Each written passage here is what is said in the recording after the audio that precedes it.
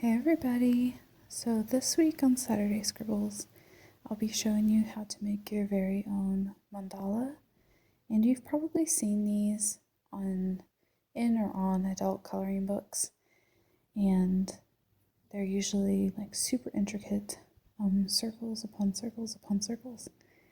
And if you want them to look like the ones from the adult coloring books, I highly suggest you use a compass like I'm using here. You could also use the bottom of a teacup or something sturdy and circular, but depending on how intricate you're going to make it, I would suggest sticking with a compass. It's just a little easier, less erasing that you have to do.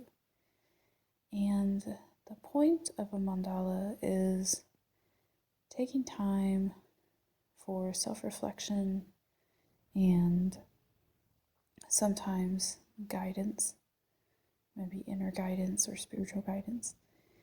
But if nothing else, just treat it like you would treat a zentangle,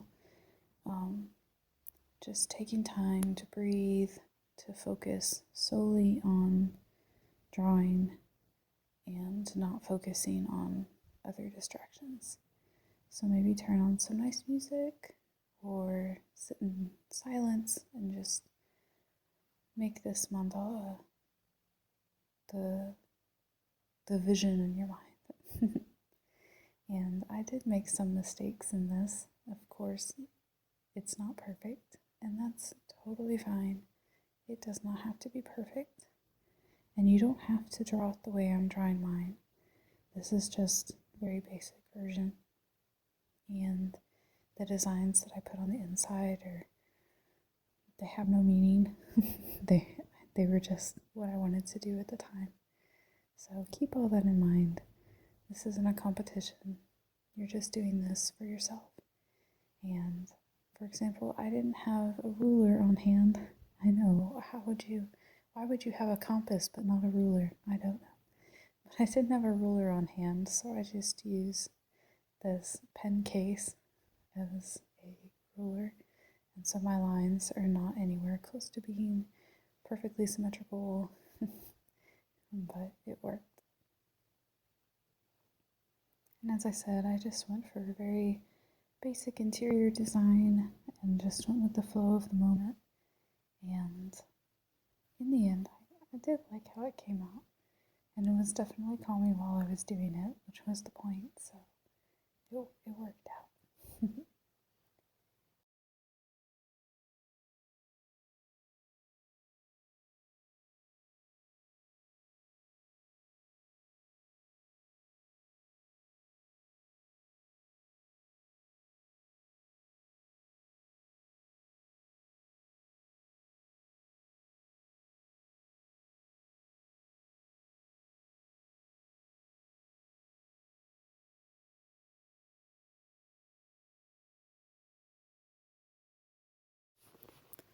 One thing to consider is the kind of outline you're doing.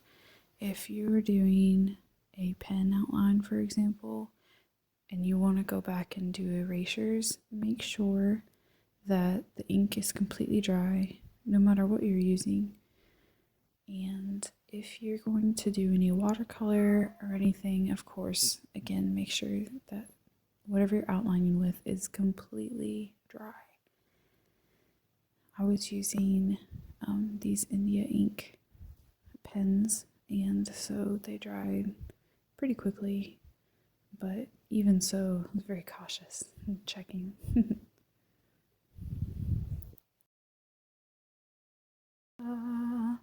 So that's the fancier, more symmetrical version.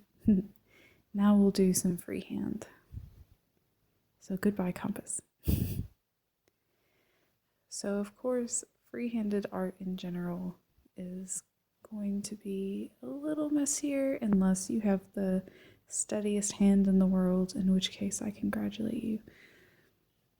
But my hands are definitely shaky, and it's not always easy keeping things symmetrical when you're freehanding it. So just do your best. And I made a really tiny one, and then I go on to make a bigger version. just doing some different things. Again, whatever moved me in the moment. And I'm not gonna lie, it looks a little wonky, but that's okay.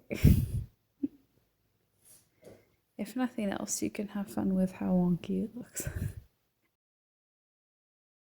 You could really, if you just wanted to make a bunch of little ones and fill a page that way, I don't see the problem in that. I think if it brings you relaxation, then it's doing the job. So if you feel intimidated and you think, man, I just don't have time to do a one big mandala, don't worry about it. Just do some little ones. Maybe you're about to have a big meeting and you need to de-stress. Just take a sticky note out and make a little mandala. And you can throw it away when you're done. If you don't like it, that's fine. If it brought you peace, that's great.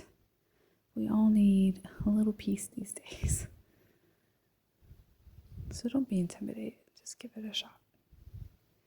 And I hope you've enjoyed. Thank you so much for watching. See you next week.